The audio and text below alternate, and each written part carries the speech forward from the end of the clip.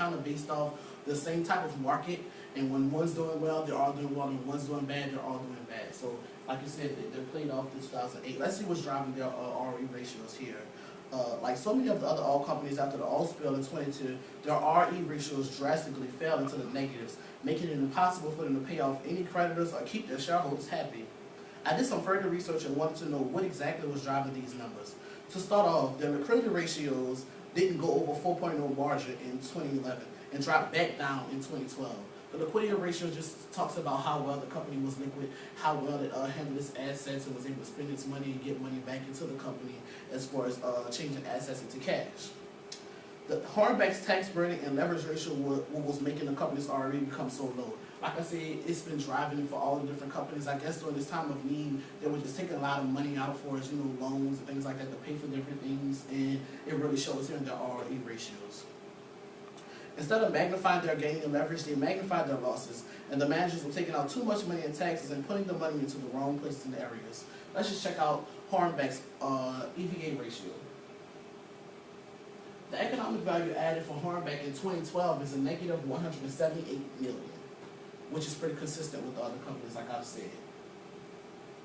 The next company I'm going to talk about is Halliburton. Halliburton, from the first sight, when I started to look at the company and figure out which company I will pick as the top one for the oil and gas industry, Halliburton came to mind, and I'll just show you why.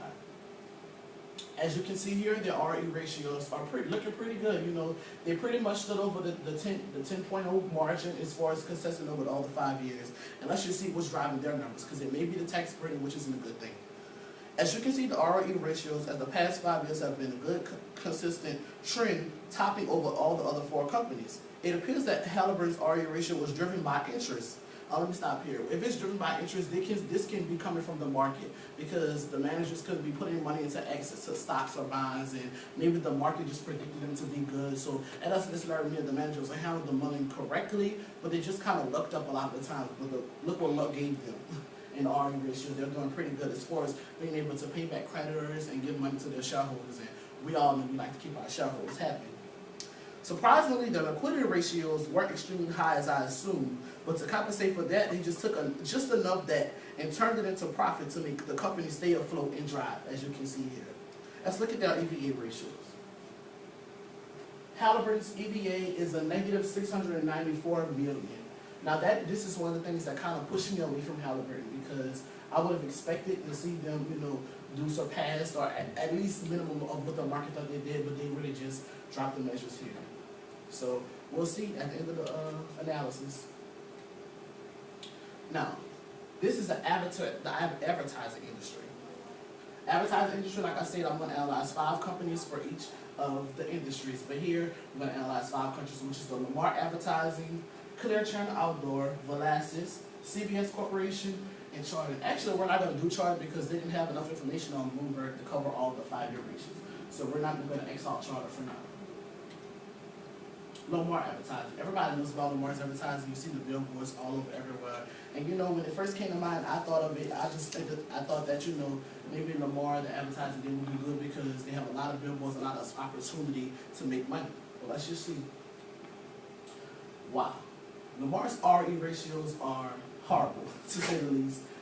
In 2009, they dropped to a staggering negative. Oh, they just was negative most of the time. That's what happened with Lamar. I'm not sure what drove these numbers. It was basically a lot of the tax burdens and the interest burdens. Like I say, if it's not the EBIT margin or the operating margin that's driving it, the numbers are just horrible. I'm not really sure what happened here. Let's check out their EVA ratio. The EVA ratio was a negative 159 million, which has been pretty consistent. None of these companies are really meeting up to the market's expectations.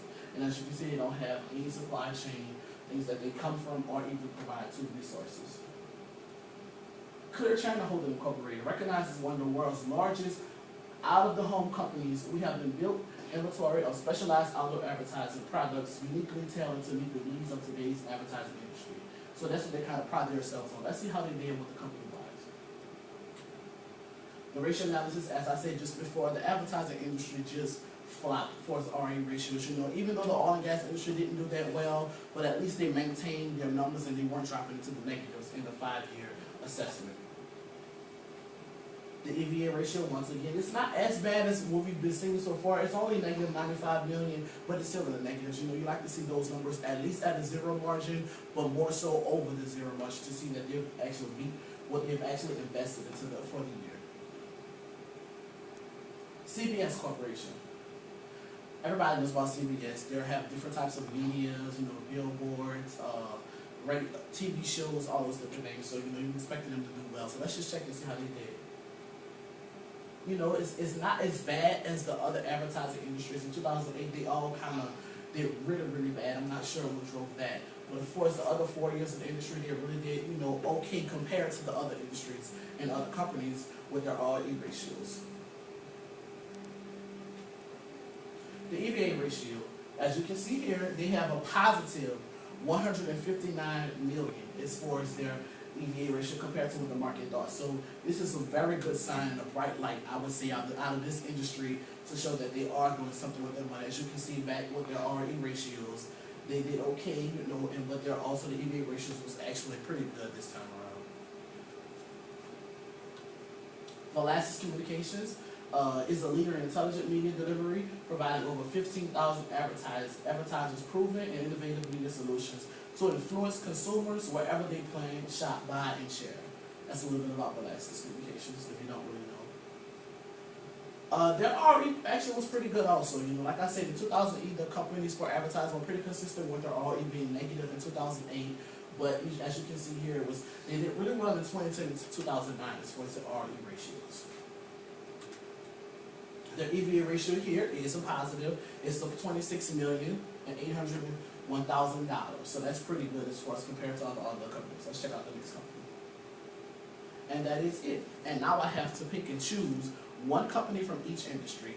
The company that I chose as far as oil and gas industry was Halliburton. Let's go back to Halliburton.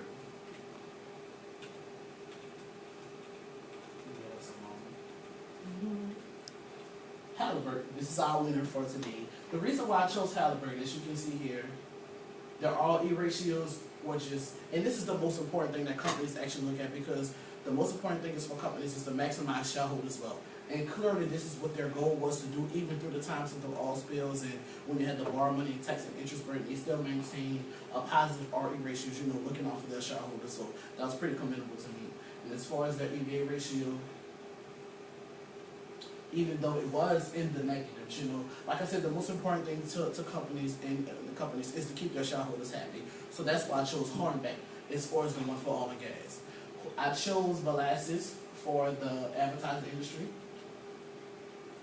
And this is why, as you can see, the RE ratios, yes, it was negative in 2008, but as far as compared to all the other companies, on average, they were higher in their RE ratios. And along with that, their EVA ratio was positive. You know, so as you can see clearly, that's also the right company to pick. As far as industries overall, I would pick the oil and gas industry. As you can see here by my research I've done in Bloomberg Lab, the advertising industry didn't really do well over the 5 years. Most of their RE ratios were negative, the EVAs were negative, and they did a lot of borrowing out of the taxes and things like that. So the oil and gas, you know, even though they had a lot of negative EVAs, they still maintained on their RE ratios and their Hornbeck. So Hornbeck is the best company that I pick overall. Halliburton, I'm sorry, is the best company that I pick overall for both of the industries. And this is my presentation on investment analysis.